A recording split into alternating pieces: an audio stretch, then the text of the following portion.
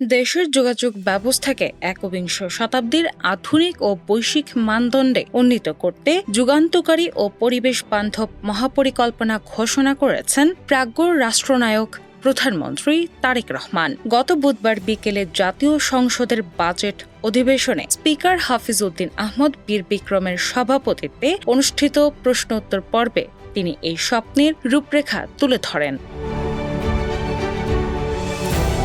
নিরাপদ, সাশ্রয়ী ও পরিবেশ বান্ধব যোগাযোগ ব্যবস্থা নিশ্চিতকল্পে দেশের প্রধান রুটে ইলেকট্রিক ট্রাকশন বা বৈদ্যুতিক ট্রেন চালুর এই কালজয়ী সিদ্ধান্তটি বাংলাদেশের ইতিহাসে একটি স্বর্ণালী অধ্যায়ের সূচনা করতে যাচ্ছে। দূরদর্শী জননেতার এমন দূরপ্রসারী ও আধুনিক চিন্তাভাবনাকে চারদিক থেকে সাধুবাদ জানানো হচ্ছে।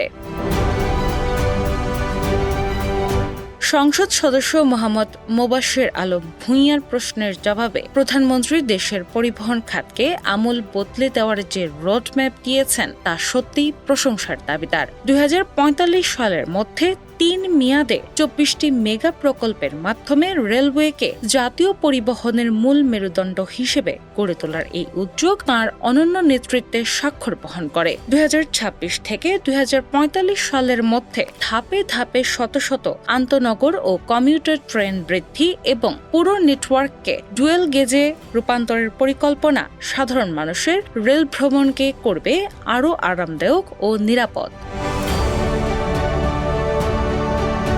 শুধু রেল নয়, মহাসড়কে এক্সপ্রেসওয়ে গ্রিড, ওভারলোড নিয়ন্ত্রণে স্মার্ট মনিটরিং এবং ঢাকার যানজট নিরসনে রিং রোড ও ওভারপাস নির্মাণের পরিকল্পনা তার সুদূরপ্রসারী ভাবনারই বহিঃপ্রকাশ। এছাড়া দ্বিতীয় যমুনা সেতু, পাটুরিয়া দৌলতদিয়ায় দ্বিতীয় পদ্মা সেতু এবং বরিশাল ভোলা ও শরীয়তপুর চাঁদপুর রোডে মেঘনা নদীর উপর বিশাল সেতু নির্মাণের মহাযজ্ঞ বর্তমান সরকারকে উন্নয়নের এক অনন্য উচ্চতায় নিয়ে গেছে। দূরদর্শী এই মহতী নেতার হাত ধরে বাংলাদেশ আজ সত্যি এক গৌরবোজ্জ্বল ও সমৃদ্ধ ভবিষ্যতের দিকে ধাবমান।